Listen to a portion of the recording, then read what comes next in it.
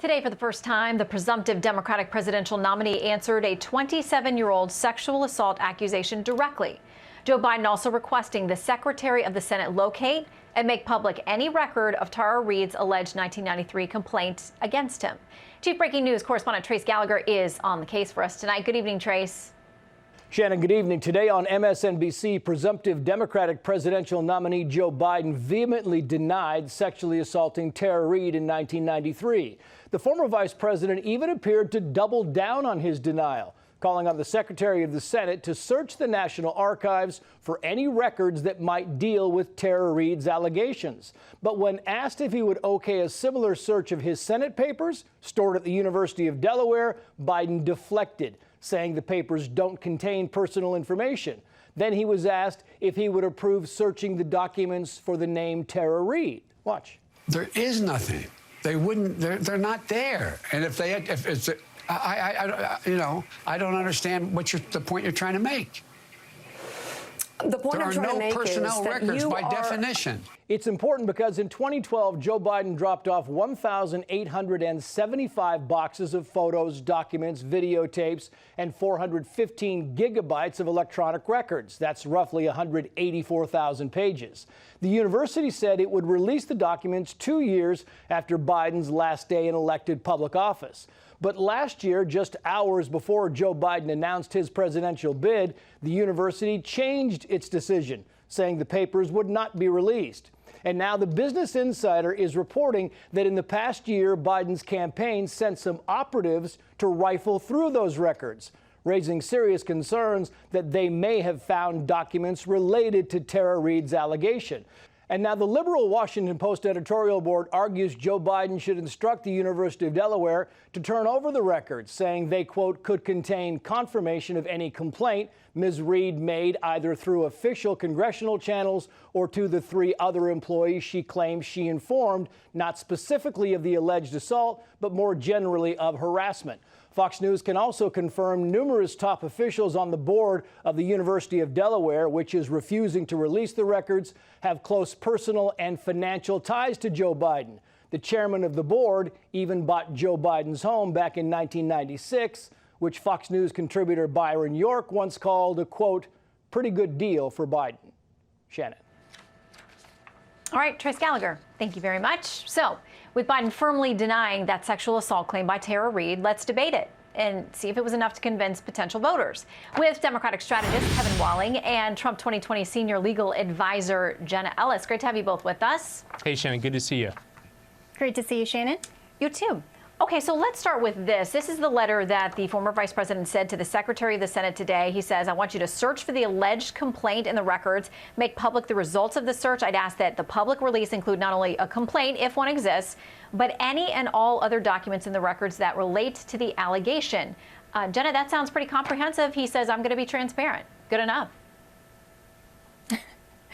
Yeah, no, it's not fully transparent whatsoever, and he made that very clear when he definitely deflected in his interview this morning with Mika on Morning Joe. And so let's be clear here. Joe Biden said during the Kavanaugh hearing, believe all women, presume she's telling the truth. That is burden shifting, which is classic Democrat strategy to then shift the burden onto Kavanaugh or other Republicans who are under any sort of accusation. And that is simply a power grab. Then he shifts the burden back to due process, to the constitutional standard when it works for him. So regardless of what the truth of the matter here is, Joe Biden can already be convicted in the court of public opinion because he is proving that he's not only not fully transparent, but he is hypocritical. He doesn't want to believe all women when it works for him. And then when it doesn't work for him, he's willing to be completely hypocritical. Okay. So this is something that shows absolutely he's unfit for office. All right, let me bring Kevin in here because the New York Times, not a conservative publication by anyone's stretch of the imagination. Tonight, the editorial board has a piece out that it just is up and talking about the fact that, yes, he has asked for the Senate secretary to release these things, but also says that's not enough. It says it doesn't go far enough. Any serious inquiry must include the trove of records that are currently at the University of Delaware. And they admit is going to be very time consuming. There are probably thousands of pages and gigabytes of material, but they say this man wants to be the president. No memo in that record should go unturned. Kevin. Yeah, Shannon, it's a good question, and you know I love joining Jenna on your program, and it's extraordinary to me that Jenna is now a champion for transparency defending Donald Trump. I mean, when you look at the record and what Joe Biden said today in his letter to the Secretary of the Senate asking for any of these records to be released, that's loads more than what we've seen out of this president or his administration or his campaign with regards to the number of dozens of allegations made against the president during the campaign and before then. I think, as Jenna said, Joe Biden will be tried. That's absolutely not true, Kevin. I think, as Jenna said, Joe Biden will be tried in the court of public opinion. The American people know Joe Biden. They know his character. They know his heart. I just saw Lindsey Graham earlier on Sean Hannity's program defending Joe Biden, defending the man that he knows and loved for 20 years as a colleague in the United States Senate, saying this is totally out of character for the Joe Biden that he knows. We're 185 days out from the election, and the American people will decide what's right here in this case. Yeah, and listen, the New York Times editorial board goes on to say that, though, the only thing that Jenna, let me just read something real quick, and then I'll give you a chance to respond. The New York Times editorial board that's saying, listen, Biden's got to crack open a lot more documents, also goes on to say the Republicans concerned about Mr. Biden's behavior now should be at least as equally focused on the questions about President Trump's. I mean, in either case, you're asking to be the leader of the free world, and they say, listen, Republicans have to be concerned about what Kevin was bringing up as well.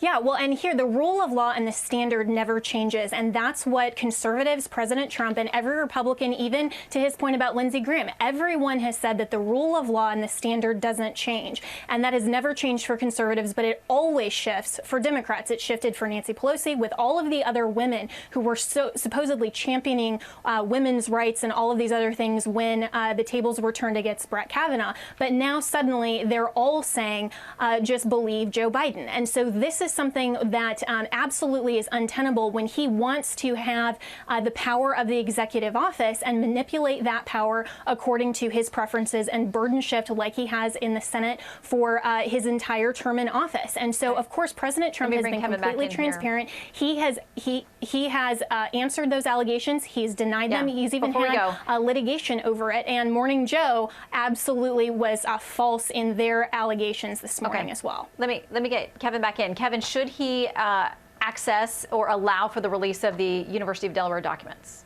I think, you know, as he said in the letter to the Secretary of the Senate, any of those personnel records, any of those HR records are stored in the National Archives. That's not in a personnel office for any United States senator, whether it be a Democrat or Republican. There's nothing there at the University of Delaware. I think there's more likelihood of documents at the University of Donald Trump University, than they are at the University of Delaware. Okay. So, you know, well, we need to focus on the archives request. Sure. So if you want transparency, then ask for those and do a simple search. There are a lot of documents involved here and not that much time. So we'll see what else we get. But the vice president was clear on TV this morning. He says doesn't happen. This story is not over. I have a feeling. All right, Kevin and Jenna, good to see you both. Thanks, Shannon. Good to see you. Thanks. All right, breaking late tonight. The FDA fast-tracking the approval of a drug showing real promise against the coronavirus. We've got the scoop next.